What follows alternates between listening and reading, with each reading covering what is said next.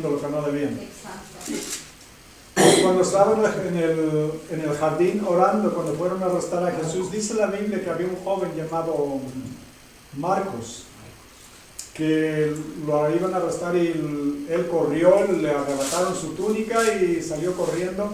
Después vemos que cuando comenzó la iglesia cristiana, ¿recuerdan cuando nos dice la Biblia que Pedro fue arrestado?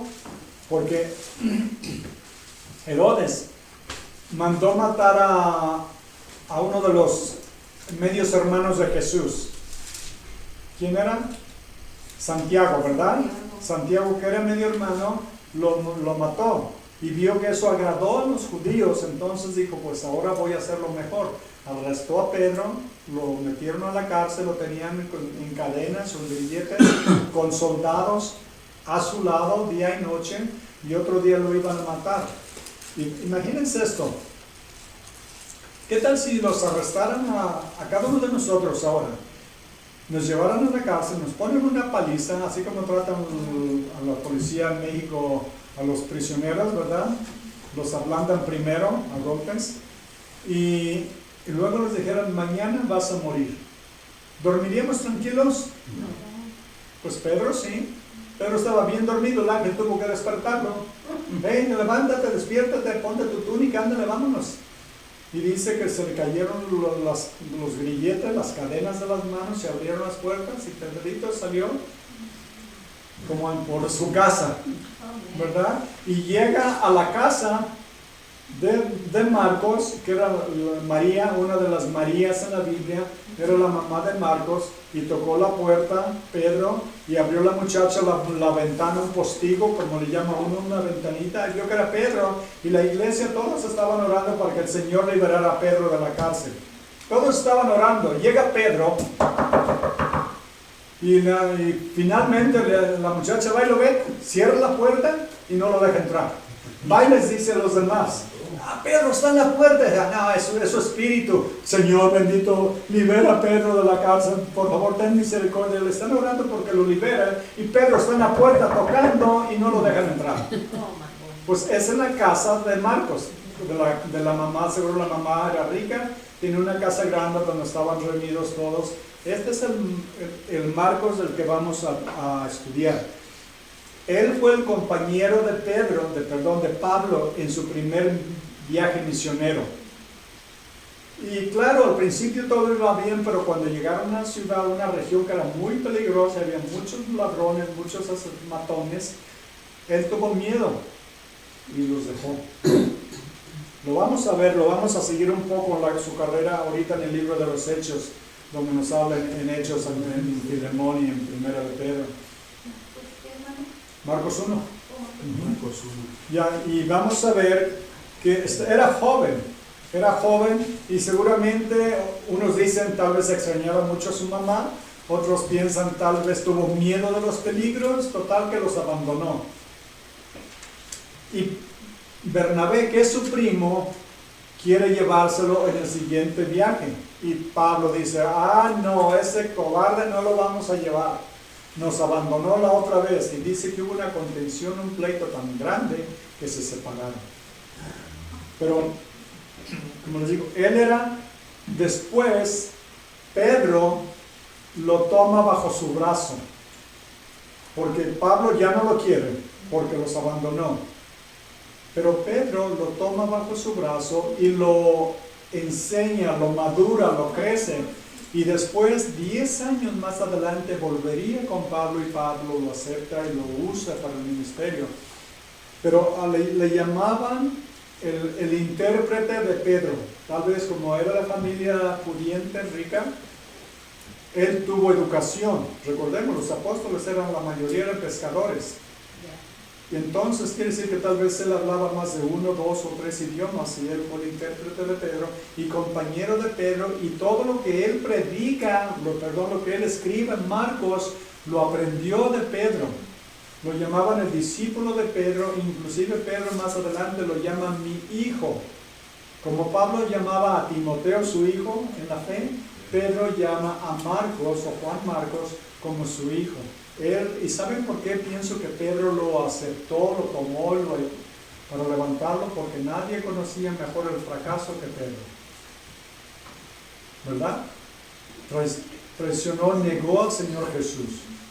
Lo negó 3 veces diciendo que no lo conocía. Y ese dolor lo ha de haber llevado toda su vida de haber negado a su Señor. Y por eso él tuvo compasión de Marcos, que también abandonó a Pablo. Y Pablo ya no lo quería en su vida por ese tiempo, en el ministerio. Tal vez por eso Pedro lo tomó bajo su brazo, lo maduró, lo enseñó. Y todo prácticamente lo que escribe Marcos lo aprendió de Pedro. Podríamos decir que es el Evangelio de Pedro escrito por Marcos. Pero una cosa que apenas noté yo, ayer o antier que estaba estudiando para este mensaje, nunca me había fijado yo en una cosa, y tal vez ustedes tampoco, si lo han descubierto, me dicen. Ninguno de los evangelios está dedicado a su autor. Ningún evangelio. Todas las cartas de Pablo, por ejemplo, eran dirigidas, por ejemplo, a Timoteo, a Tito, a Filemón, ¿recuerdan? O decía Pablo, el apóstol de Jesucristo, Pablo, el siervo. Se identifica el autor. Los evangelios nunca mencionan a su propio autor. ¿Saben por qué? Porque pues el autor fue el Espíritu Santo. Ellos simplemente fueron los instrumentos, podríamos decir la pluma que el Espíritu Santo usó para escribirlo.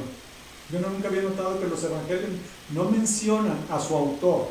En el libro de Mateo, en el Evangelio de Mateo, Mateo cuenta la historia de cómo el Señor lo llamó, pero nunca dice yo soy el autor del Evangelio de Mateo. Yo Mateo. Interesante, ¿verdad? Cómo el Señor así recibe toda la gloria, toda la honra.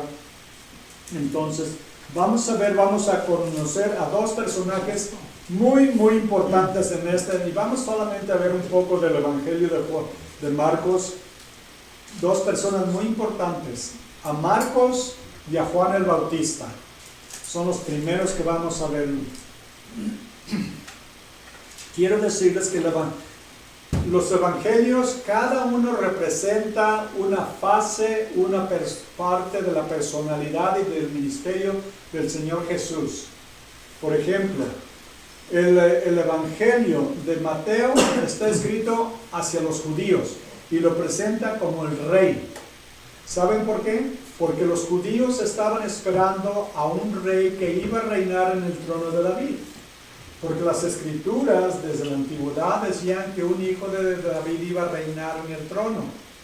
Y ellos esperaban al rey. Y Jesús vino como el rey de los judíos, ¿verdad? Pero no lo aceptaron. Y por eso Mateo usa muchas referencias a las profecías que hablan de Jesús. Que iba a ser de la tribu de Judá, que iba a ser el descendiente de David, que tenía derecho al trono. Él lo presenta como el rey de los judíos. El Evangelio de Marcos lo presenta como representado por un toro. Ok, primero, Mateo representado por la imagen de un león. El león poderoso, el rey de la selva, ¿verdad? Es el rey. Marcos lo presenta como un becerro, un toro. ¿Por qué? Porque son animales de servitud, que sirven. Y está dedicado, el Evangelio de Marcos está dedicado más a los romanos, porque lo escribió en Roma, a los romanos. Y la gran mayoría de la gente en Roma eran esclavos, eran siervos. Es para que se identifiquen con él, ¿verdad? Porque un siervo se identifica mejor con otro siervo que con un amo, ¿verdad? Es como una vez nosotros estábamos en un ministerio de parejas hace años, mi esposo y yo, y nos invitaron a ir a un ministerio donde eran puros policías y bomberos. Nos sentíamos como peces fuera del agua. Pues nosotros no pertenecíamos, ahí fuimos una vez nada más y aquí no pertenecemos. No es que nos trataron mal, simplemente no nos sentíamos que... Ellos tienen otro lenguaje, tienen otro mundo, porque viven en ese mundo y ellos saben de qué hablan. Y a nosotros no nos dicen nada de su vida, porque es completamente diferente. Entonces un siervo se identifica con otro siervo. Entonces ellos se identificaban con Jesús como el siervo de Dios, que vino a dar su vida por ellos. El tercero es Lucas. Y Lucas es representado como un hombre. Y está dirigido a los griegos, que los griegos consideraban al hombre como la imagen perfecta de la creación. Y está dedicado a ellos. Y el último es el Evangelio de Juan, representado por un águila. Y el águila representa como el rey de las aves, ¿verdad? Pero él lo presenta como el Hijo de Dios. El Hijo de Dios es el Salvador de la humanidad. Recuerden lo que dice en el principio era el verbo, y el verbo era con Dios, y el verbo era Dios. Así comienza Juan su evangelio. Y el verbo era Dios. Lo presenta claramente como el Hijo de Dios, como Dios. Marcos también lo va a presentar como el Hijo de Dios. Pero vamos primero dando una paseada por el libro de los Hechos. Vamos comenzando en el capítulo 12 para conocer un poco más a Marcos. En Hechos 12:12, Hechos 12:12,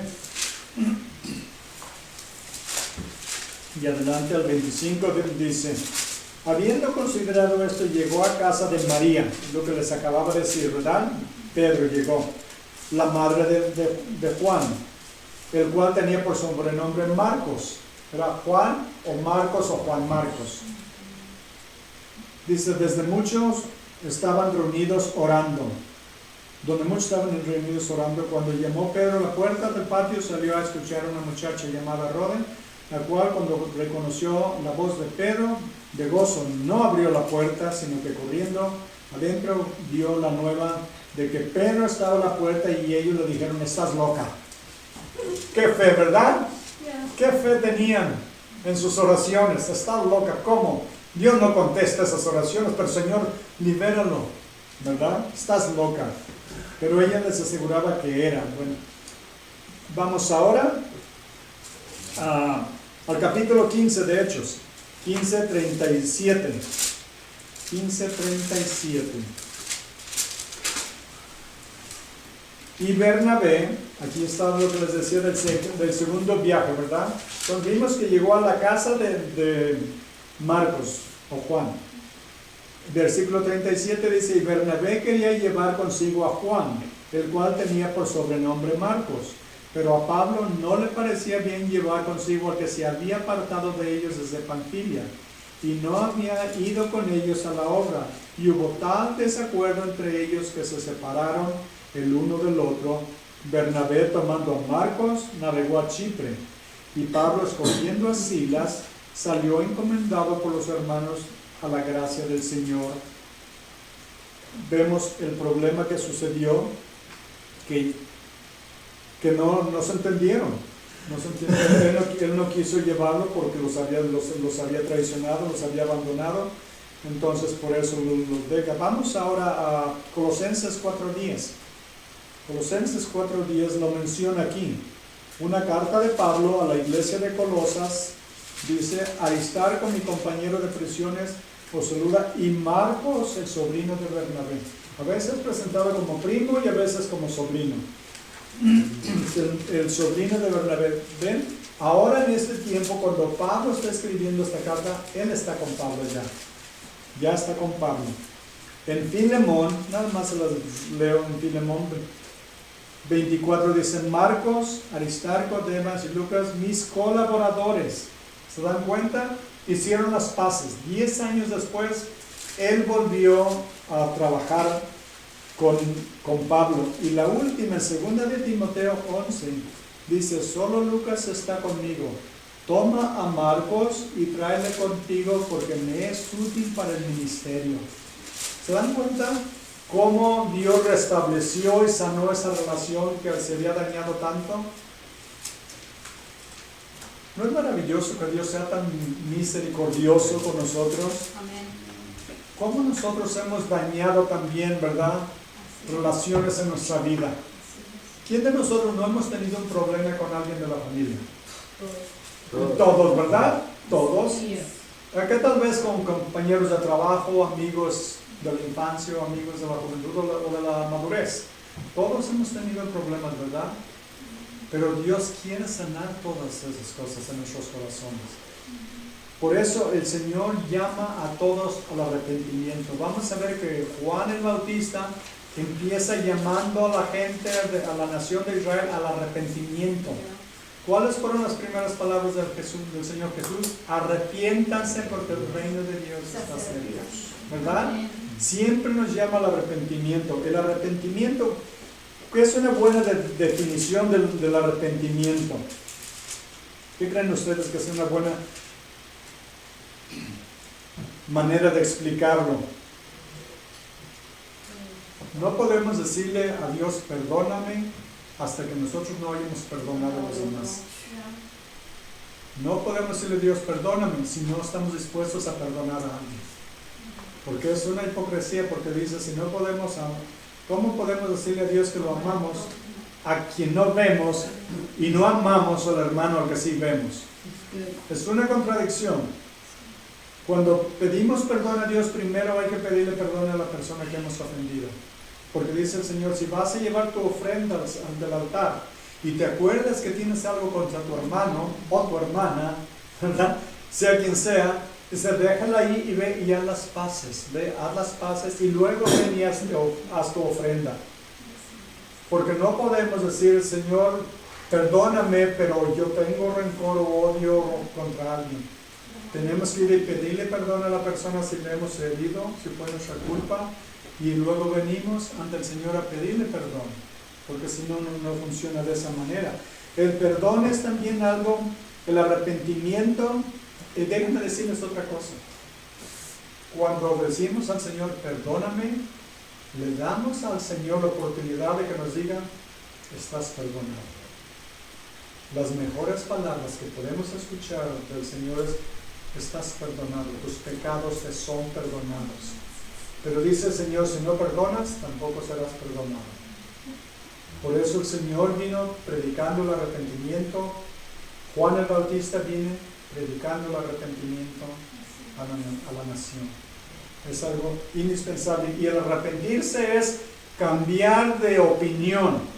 Dicen, bueno, eso es bien fácil, pero ¿saben lo que significa realmente? Si yo voy en esta dirección, he pecado, hay pecado en mi corazón, el arrepentimiento significa que me voy a dar la vuelta y voy a ir en la otra dirección opuesta. Es decir, voy a cambiar de estilo de vida. Si hay algo en mi vida que es ofensivo a Dios, es desobediencia a Dios, es pecado en mi corazón, estoy yendo en el camino equivocado, incorrecto, que me lleva al malo. Y para poder ir en dirección al Señor tengo que cambiar la dirección en que voy. Eso es arrepentirse, cambiar de opinión y porque cambiar de opinión cambia nuestras acciones, cambia nuestros propósitos. Así es que es lo que Juan va a venir predicando. Una de las cosas, vamos a ver el Evangelio de Marcos, es muy diferente a los otros evangelios en este respecto. El Evangelio de Mateo y Lucas nos dan la genealogía del Señor Jesús, de dónde viene, ¿verdad? Que viene de la tribu de Judá, que es descendiente de Abraham, descendiente de David y tiene derecho al trono. Los dos, Lucas y Mateo, nos dan la genealogía del Señor Jesús, uno por el lado de José, otro por el lado de María, su mamá. Marcos no. Marcos brinca inmediatamente a la acción. Marcos es un evangelio de acción. Muchas veces van a notar que dice una palabra y rápidamente, inmediatamente, parece que lleva prisa. Marcos se enfoca más en la humanidad del Señor Jesús que en sus enseñanzas y su doctrina. Se enfoca en los milagros y las acciones del Señor Jesús. Juan nos cuenta ambas, pero Juan nos enseña a un Señor Jesús de oración. Ora por Él, ora por sí mismo, ora por nosotros, ora por sus discípulos. Pero Marcos es un evangelio de acción. Es lo que vamos a ver, que se enfoca mucho en la humanidad. Vamos a notar que representa a Jesús teniendo esos sentimientos que todos tenemos de un coraje digno, o ¿cómo le llaman? Santo, odio santo, ¿verdad? contra el pecado. Nos representa a Jesús sufriendo hambre, sufriendo sueño, sufriendo tristeza, dolor. Nos representa con las emociones humanas que todos tenemos. Y tiene un santo odio, no podremos decirlo, contra el pecado, porque recuerdan cómo atacó a los fariseos. Nido de víboras, líderes ciegos. ¿Por qué? Porque tenía coraje. Recuerden cuando empezó su ministerio el Señor Jesús, entró y limpió el templo. Echó a todos los cambistas, a todos los corruptos que estaban haciendo negocio en la iglesia. Al final de su ministerio vuelve a hacer lo mismo. Y dice, el celo por tu casa me ha consumido. ¿Por qué? Porque Él ama a la gente, pero odia que usen a la gente para estafarla por negocio. Así es que vamos a ver el lado humano del Hijo de Dios. Vamos comenzando en el versículo 1. Principio del Evangelio de Jesucristo, Hijo de Dios. ¿Se fijan que en ningún lugar está mencionado el nombre de Marcos al principio? No. Principio del Evangelio de Jesucristo, Hijo de Dios. Lo presenta claramente como el Hijo de Dios. Aunque representa y habla de su humanidad, claramente aclara que Jesús es el Hijo de Dios. ¿Saben lo maravilloso que es esto? Simplemente vamos a ver una cosa, déjenme decirles, hermanos. Vamos a ver cuando Juan el Bautista dice que él no es digno de agacharse y desatar la correa del calzado del Señor Jesús.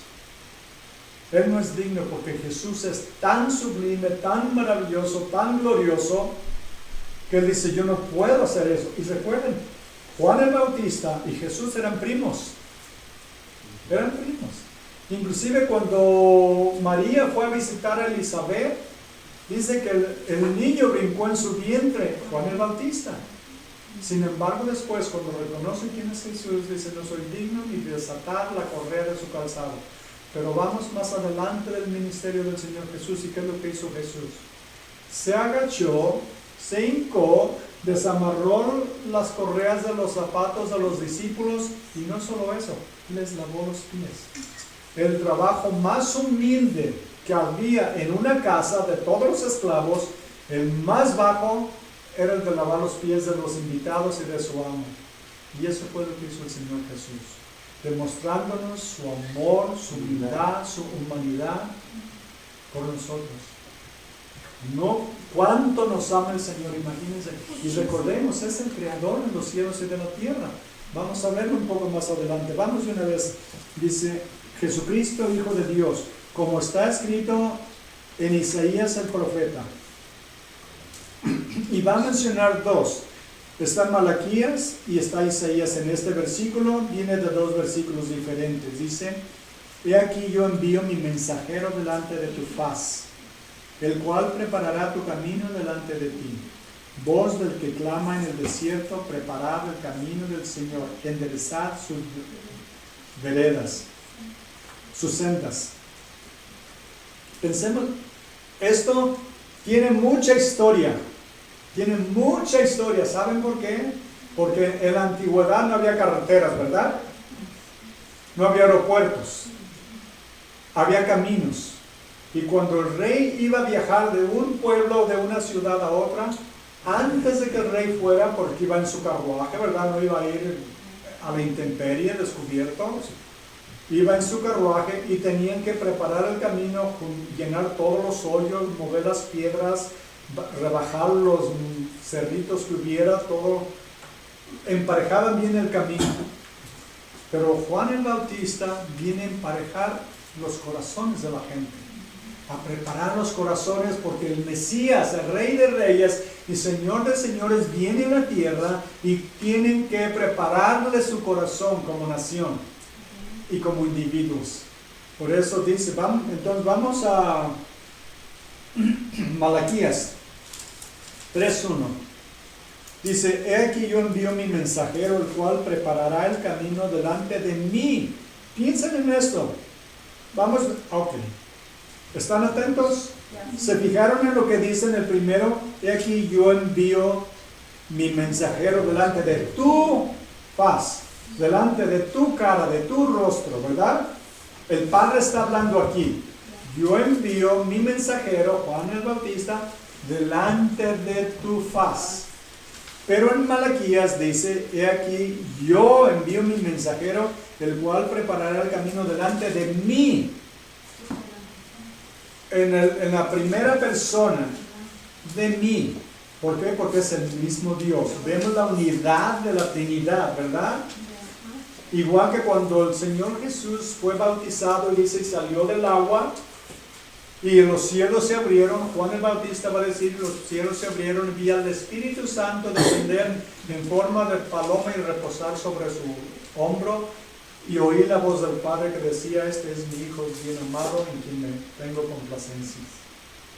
Vemos la Trinidad claramente ahí, ¿verdad? Bueno, entonces ahora vamos a Isaías 41, se los voy a leer. Dice, consolaos, consolaos, pueblo mío, dice vuestro Dios. Hablad al corazón de Jerusalén, decidle a voces que su tiempo es ya cumplido, que su pecado es perdonado, que doble ha recibido de la mano de Jehová por todos sus pecados.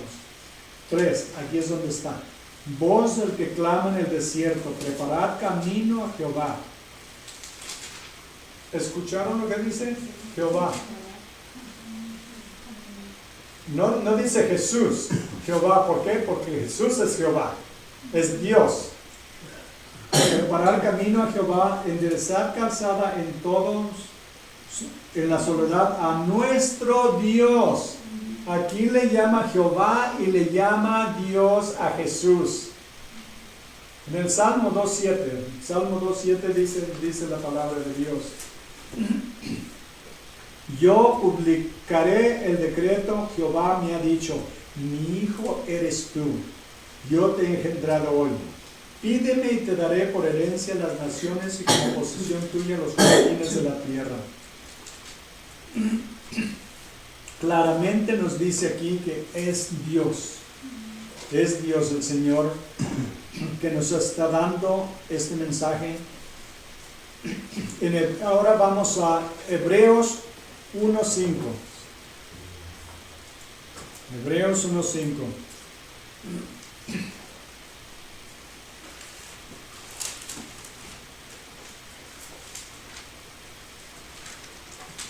Dice, porque a cuál de los ángeles dijo Dios jamás, mi hijo eres tú, o yo te he engendrado hoy, y otra vez, yo seré a él padre y él me será mi hijo. Y otra vez, cuando introduce al primogénito en el mundo, dice, adórenle todos los ángeles de Dios. ¿Se dan cuenta de una cosa, hermanos? Adórenle todos los ángeles. ¿Qué es lo que dicen en Éxodo 20? No tendrás otros dioses ajenos delante de mí. Si Jesús no fuera Dios, Dios está diciendo algo que no es correcto, ¿verdad? Sería una blasfemia, porque no se puede adorar a nadie sino a Dios. Y cuando dice aquí, adórenle todos los ángeles, quiere decir, porque es Dios. Por eso merece la alabanza. ¿Recuerdan lo que nos dice la Biblia? Que en el cielo los serafines y los querubines, que tienen 6 alas y con 2 se cubren la cara, con 2 se cubren los pies y con 2 volaban. En Isaías nos dice eso. ¿Por qué? Porque es tan santo, tan maravilloso, tan glorioso Dios, que aún los ángeles se cubren la cara cuando están en la presencia de Dios. Y Él dice, adórenle todos los santos. ¿Por qué? Porque Él es igual que el Padre, en majestad, en dignidad, en santidad. Por eso se le debe de adorar al Señor Jesús así. Y todo el que dice que Jesús no es Dios, como hay sectas que dicen que Jesús no era Dios, que no es Dios, están cometiendo una blasfemia descomunal. Porque Jesús es Dios y el Padre dice Amén. Que se le debe de adorar. Y dice enseguida,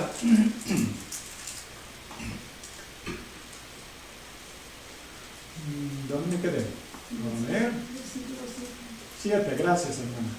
Ciertamente de los ángeles dice, el que hace a sus ángeles espíritus y a sus ministros llamas de fuego. Mas del Hijo dice, tu trono, oh Dios. ¿Se dan cuenta? Dios le dice a Jesús, tu trono, oh Dios, por el siglo del siglo, o sea, por toda la eternidad, cetro de equidad es el cetro de tu reino. Has amado la justicia y aborrecido la maldad, por lo cual te ungió Dios. Y cuando dice te ungió Dios, te está refiriendo a Jesús, porque enseguida dice el Dios tuyo, ¿verdad? El Dios tuyo, con óleo o aceite de alegría más que a tus compañeros. Tú, oh Señor, ahora le llama Señor a Jesús. Dice tú, oh Señor, en el principio fundaste la tierra y los cielos son obra de tus manos, ellos perecerán, mas tú permaneces. Y todos ellos envejecerán como una vestidura y como un vestido los envolverás y serán mudados. Pero tú eres el mismo y tus años no acabarán. Pues ¿a cuál de los ángeles Dios dijo, jamás siéntate a mi diestra hasta que ponga a tus enemigos por estrado de tus pies? ¿Se dan cuenta? La majestad de nuestro Señor Jesucristo, que el Padre lo llama Dios, lo llama Señor, lo llama Jehová. Por eso, cuando Jesús es presentado, eso fue la acusación que pusieron sobre el crimen, el pecado que Jesús cometió, y lo pusieron sobre su cruz, que decía, este es Jesús, el Rey de los judíos. Él era el Rey de los judíos, Él era el Dios de los judíos, Él fundó la nación, Él le dio la vida a Abraham, que fue donde comenzó la nación judía. Todo se lo debemos a Él. Amén. Y dice la Biblia que en una de las cartas de Pedro, que el Señor Jesús mantiene todo el universo en unidad, en funcionamiento, por el poder de su palabra.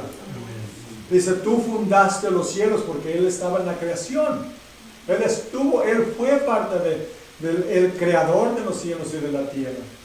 Y es el mensaje cuando dice Jesucristo, Hijo de Dios, bien rápido que lo podemos leer, pero podemos durar días estudiando la grandeza, la majestad, la dignidad del Señor Jesús. Y no es increíble que haya tomado nuestro lugar en la cruz, que lo hayan abofeteado, que lo hayan escupido, que le arrancaron la barba, le pusieron una corona de espinas, lo crucificaron, y dice la Biblia que en uno de los salmos que sus huesos se descoyuntaron por el peso de su cuerpo cuando estaba colgando en la cruz. Dice, me horadaron mis pies y mis manos, por mis ropas echaron suertes. Todo lo hizo por nosotros, y somos tan malagradecidos a veces, inmensamente malagradecidos, que no comprendemos y apreciamos lo que Dios hizo por nosotros. No debiéramos nosotros caer de rodillas llorando, clamando por la misericordia y el perdón de Dios por lo que lo hemos ofendido, después de que todo lo que nos ha amado y ha hecho por nosotros. Amén. Debiéramos, si les da vergüenza aquí, háganlo en su casa, pero debemos de caer de rodillas y confesar nuestros pecados y decir, Señor, perdóname todo lo que he hecho, no tengo vergüenza, todo lo que has hecho por mí, y así te pago, así que te correspondo ese amor. Es Dios al que le hemos hecho esto. Cuando ofendemos a alguien más, ¿qué dijo David cuando cometió adulterio y cometió crimen? En el Salmo 51 dice, contra ti, solo contra ti he pecado y he cometido esta maldad. ¿No lo hizo acaso contra Betsabé, que la obligó a acostarse con él? Sí, cometió adulterio con ella. Claro, era el rey, al rey no se le negaba nada. Pero después de eso, mandó matar al esposo para que no le estorbara. Y sin embargo, cometió pecado contra el esposo, contra ella, y contra Dios, pero dijo, contra ti he pecado. José, en Génesis, el hijo de Jacob, cuando la mujer la esposa de Potifar quiso obligarlo a que se acostara con ella, dijo, no puedo hacer esto, no puedo pecar contra mi Dios y contra tu marido, pero principalmente era contra Dios, si lo hubiera hecho, hubiera lógicamente ofendido y deshonrado al marido, pero ante todo el pecado principal era contra Dios. Y cuando hacemos cosas así, lo hacemos contra Dios. Todo pecado es contra Dios y luego contra el semejante, a quien se lo hicimos. Así es de que por eso Juan viene en el versículo 4 llamando al arrepentimiento, llamándonos al arrepentimiento.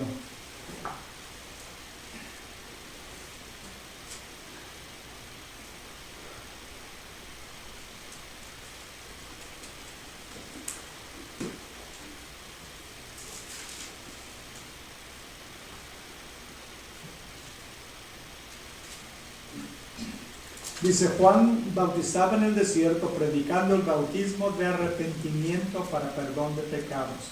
Imagínense, Juan el Bautista era un hombre muy peculiar, muy diferente al mundo. Viene vestido con una ropa hecha de pelo de camello, con un cinturón al lado y con una barbota porque era nazareo.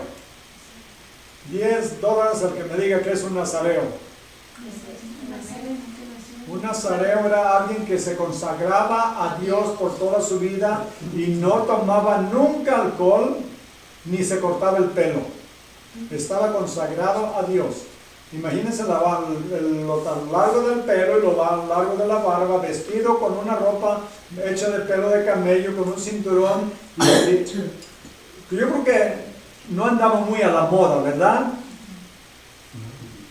Y saben, hay una cosa muy peculiar también, porque así vestía Elías, el profeta Elías. Era algo que los profetas vestían regularmente como un vestuario de humildad, de consagración y de servicio a Dios.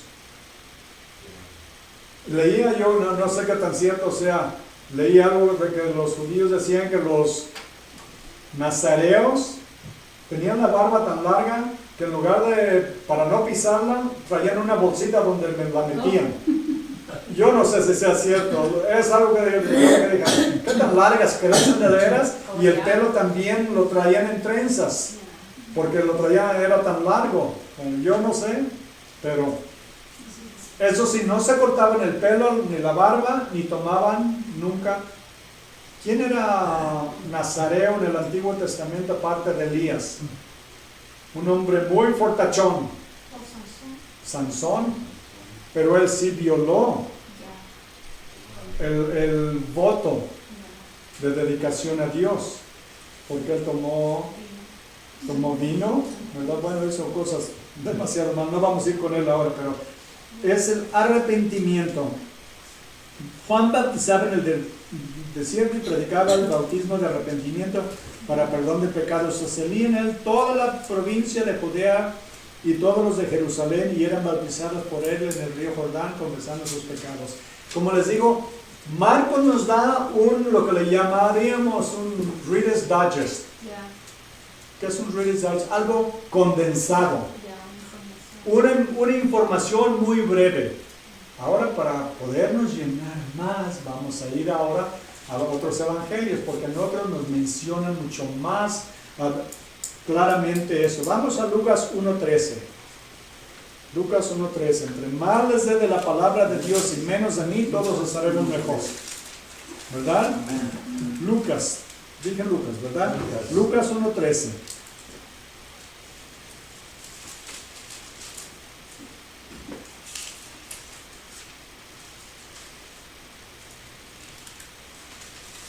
Vamos a ver quién es Juan el Bautista. Aunque ya todos lo saben, ¿verdad? Vemos que Zacarías era el papá de Juan el Bautista, ¿verdad? Desde el principio del versículo nos dice, empieza a contarnos quién era él. Zacarías era el papá y la mamá, ¿quién era? Elizabeth. Elizabeth, ¿verdad? Dice, bueno, en el versículo 12 comencemos. Y se turbó Zacarías al verle cuando el ángel se le apareció, se turbó y le sobrecogió temor. Pero el ángel le dijo, Zacarías, no temas, porque tu oración ha sido oída, y tu mujer Elizabeth te dará a luz un hijo, y llamará su nombre Juan, y tendrás gozo y alegría, y muchos se regocijarán de su nacimiento, porque será grande delante de Dios. Miren, no beberá vino ni sidra, nada de alcohol, y será lleno del Espíritu Santo aún desde el vientre de su madre. Desde el vientre de su madre. ¿Saben? En el Antiguo Testamento, cuando el Espíritu Santo venía sobre un profeta, venía ya en su vida. Nunca desde su nacimiento. Es el primero que menciona que desde su nacimiento. Por eso cuando María fue a visitar a Elizabeth, que Elizabeth tenía 6 meses embarazada y Jesús estaba pequeñito en el vientre, apenas concebido por el Espíritu Santo en el vientre de María, Juan el Bautista se dio cuenta y saltó en el vientre de su mamá. Regularmente la mamá se molesta cuando el niño brinca, ¿verdad? En su vientre, pero aquí se alegró porque estaba ante la presencia de Dios. Imagínense, Juan el Bautista tenía más raciocinio a los 6 meses que muchos de 30 años, ¿verdad? Que se dio cuenta quién era Dios, que estaba ante Dios, en la presencia de Dios. Bueno, dice que estaba lleno del Espíritu Santo aún desde el vientre de su madre. Dice y continúa el ángel diciéndole, y hará de que muchos de los hijos de Israel se conviertan al Señor Dios de ellos, e irá delante de él con el espíritu y el poder de Elías, para hacer volver los corazones de los padres a los hijos y de los rebeldes a la prudencia de los justos, para preparar al Señor un pueblo bien dispuesto. A eso viene, a preparar al pueblo para que reciban al Señor. Simbólicamente usa un camino, pero es el camino para el Señor, para ir al Señor. Dijo Zacarías al ángel, ¿en qué conoceré esto? Porque yo soy viejo y mi mujer es de edad avanzada. Respondiendo el ángel le dijo, yo soy Gabriel que está delante de Dios y he sido enviado a hablarte y darte estas buenas nuevas. Desde ese momento Juan el Bautista ya estaba lleno del Espíritu Santo. Ahora vamos a Mateo 3:1. Mateo 3:1. En aquellos días vino Juan el Bautista predicando en el desierto de Judea y diciendo, arrepiéntanse, porque el reino de los cielos se ha acercado. Pues este es aquel de quien habló el profeta Isaías cuando dijo, voz del que clama en el desierto, preparad el camino del Señor, enderezad sus sendas, sus caminos, sus veredas. Y Juan estaba vestido de pelo de camello y tenía un cinto de cuero alrededor de sus lomos, y su comida eran langostas y miel silvestre. Y ustedes se quejan de los frijoles a veces, ¿verdad? ¿Qué tal una dieta de langostas? Caldo de langosta, empanadas de langosta, quesadillas de langosta, bueno, de todo, ¿verdad? Lengua de langosta. Lengua de langosta, lo que será, bueno, ya ahí dejémoslo. Ya no empiecen por hablar de comida que me da más hambre. Dicen, y salía a Jerusalén y todo Judá y toda la provincia del alrededor del Jordán, y eran bautizados por él en el Jordán, confesando sus pecados. Al ver él que muchos de los fariseos y los saduceos venían a su bautizo, les decía, generación de víboras, ¿quién nos enseñó a huir de la ida venidera? ¿Qué tal un pastor que empieza a predicar así, decirle a todos en la congregación? Vamos diciendo verdades. Nada de víboras. Salva a la gente, ¿verdad? Porque a nadie le gusta que le digan sus verdades, ¿verdad? Oh, sí. Y sin embargo venía la gente por miles, por multitudes. ¿Saben por qué? Porque el Espíritu de Dios estaba en Juan el Bautista y era obra de Dios. Lamentablemente hay muchas iglesias en nuestros días que ya no predican el arrepentimiento.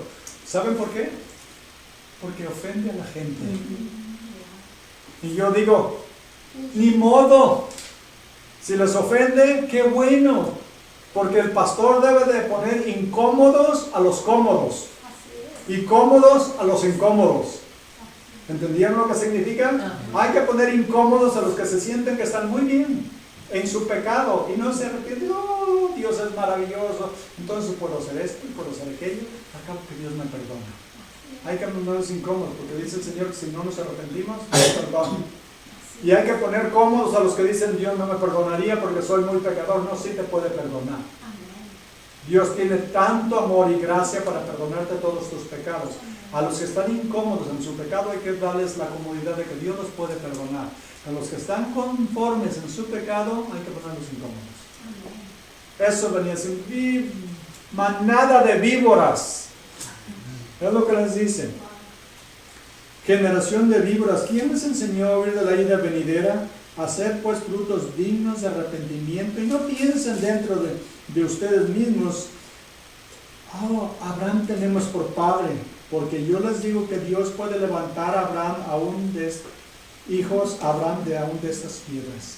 No se crean que porque son judíos ya la hicieron. No se crean que porque nacieron en una familia cristiana ya son cristianos. O no porque su esposa es cristiana, usted es cristiano. O viceversa. Cada uno de nosotros tenemos que darle cuentas a Dios individualmente. Amén. Yo no puedo llevar a mi esposa a interceder por mí cuando esté ante la corte. Yo tengo que darle cuentas a Dios personalmente de todos mis hechos y todos mis actos. Lo que hice bueno y lo que hice malo. Por eso el Señor, por eso Juan les dice, Dios puede levantar hijos a Abraham aún de las piedras. No se creen que porque son judíos ya van directos al cielo. No. Todos necesitamos arrepentirnos. Y les dice, y ya también el hacha está puesta a la raíz de los árboles. Por tanto, todo árbol que no da fruto es cortado y echado al fuego. Todo árbol, todo ser humano que no da fruto, que no vive para la honra y la gloria de Dios, que vive para sí mismo, para satisfacer sus deseos, sus pecados, va a ser cortado y echado al fuego. ¿Cuál es el fuego? El infierno. El fuego que nunca se apaga y el gusano no muere. Ese lugar de tormento, de penumbras, de oscuridad intensa. Imagínense estar en un lugar de tormento así. ¿Vale la pena las cosas de este mundo? ¿Vale la pena pasarnos en borracheras o en diversiones o en lo que quiera uno hacer y no servir a Dios? Este es el riesgo que existe. Nada en este mundo, miren, yo no daría, ¿cómo se los pondré más claro? Yo daría lo poquito que tengo, todo lo que tengo, porque no me pusieran por 5 minutos debajo de una estufa encendida, o una llama, o una antorcha. Daría todo, porque no me pusieran. Sin embargo, hay gente que da todo en esta vida para satisfacerse a sí mismos y no saben que el fuego del infierno es para siempre. Si no fuera así, Jesús no lo hubiera dicho. Jesús habló más del infierno que ningún otro autor de la Biblia. Habló más del infierno que ningún otro. Y habló más del dinero también que ningún otro. ¿Por qué? Porque es lo que a la gente lo tiene poseído, controlado, el amor al dinero. Y no quiere que nadie vaya al infierno, por eso habló tanto del infierno. Y si no fuera cierto, entonces Jesús es mentiroso. Pero sabemos que no es verdad, porque Jesús es Dios y Dios no miente. Entonces, todo lo que nos dijo del infierno es cierto. Y más vale que hagamos todo lo posible por escapar del fuego del infierno. Como les digo, en muchas iglesias no lo mencionan porque a la gente le molesta, se ofende y se va. Y prefieren perder las almas que perder el dinero que esas almas aportan a la iglesia. Hay que predicar la palabra de Dios como es, como está escrita, y le guste a quien le guste y que no le guste, ni modo. Se quiere ir, que se vaya, pero que no sea la culpa de que no oyeron la verdad, la palabra de Dios. Yo se lo he dicho antes, mientras vengan tenemos iglesias, si dejan de venir cerramos las puertas. Pero yo nunca voy a comprometer lo que dice la Biblia por darle por su lado a la gente que no se ofenda. Hay que hablar con la verdad, con amor, pero la verdad de todas maneras. Porque si yo tengo amor por ustedes, pero no les digo la verdad, entonces no es amor. Porque si verdaderamente los amo, tengo que decirles la verdad, porque si no les digo la verdad, se pueden perder. ¿Y qué es más amor? ¿Decirle a alguien sus pecados para que se arrepienta o no decirle y que se pierda? Es como si yo fuera doctor y yo tengo la cura para la peor enfermedad, digamos el cáncer, y están enfermos de cáncer, y yo tengo el remedio pero no se los doy. ¿No sería el hombre más cruel? Sabiendo cómo pueden ser sanados y no les doy la medicina, sería el peor crimen, ¿verdad? De la misma manera, si yo sé que el pecado es el peor cáncer que existe, que no mata el alma, que no mata solo el cuerpo, sino que mata el alma, y no les doy esa medicina, entonces soy el más cruel de los seres humanos. Por eso tengo que decir la verdad. Por eso Juan el Bautista viene predicando el arrepentimiento. Por eso el Señor Jesús vino predicando el arrepentimiento. Pedro vino predicando el arrepentimiento cuando el Señor ya lo llenó del Espíritu Santo después de Pentecostés, y empezó a predicar y le dijo a los judíos: ustedes con manos sucias lo mataron, pero Dios lo resucitó, y les dice: y les digo que no hay otro nombre bajo el cielo dado a los hombres por el cual podamos ser salvos. No hay otro nombre. Por eso hay que predicar el arrepentimiento, para que la gente se arrepienta y cambie su manera de vivir. Bueno, vamos adelante. Dice, y salían a él toda la provincia de Judea, todo de Jerusalén, y eran bautizados en el río Jordán, confesando sus pecados. Y Juan estaba vestido de pelo de camello y tenía un cinto de cuero alrededor de sus lomos, y comía langostas y miel silvestre, y predicaba diciendo: viene tras mí el que es más poderoso que yo, a quien no soy digno de desatar encorvado la correa de su calzado. Yo a la verdad los he bautizado con agua, pero él los bautizará con el Espíritu Santo. Él los va a bautizar con el Espíritu Santo. ¿Qué es mejor? ¿Con agua? ¿Darles un baño? ¿O ser bautizados con el Espíritu Santo? Imagínense el significado de eso. Tan majestuoso lo que el Señor va a hacer con nosotros.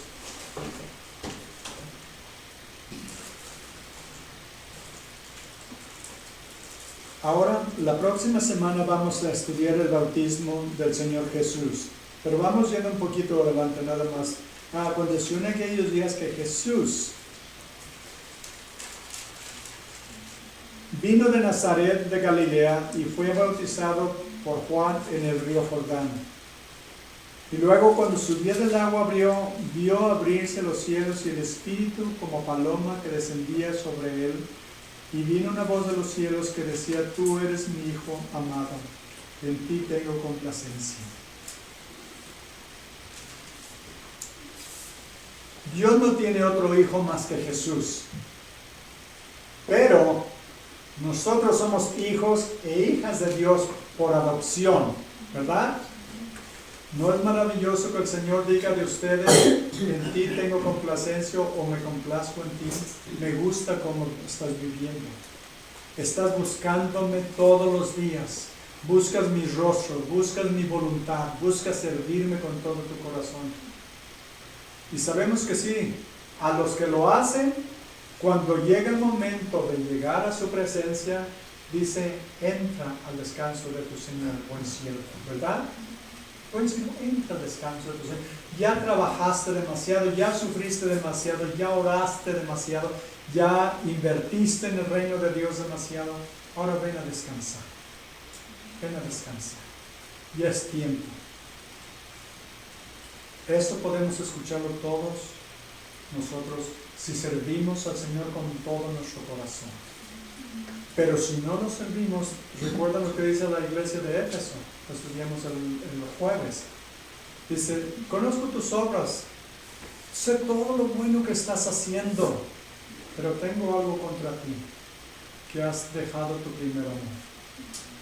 Lo más importante que podemos hacer es amar a Dios con todo nuestro corazón, con todas nuestras fuerzas y con toda nuestra mente, porque ese es el primer mandamiento. Si fallamos en este, fallamos en todo. Y luego nos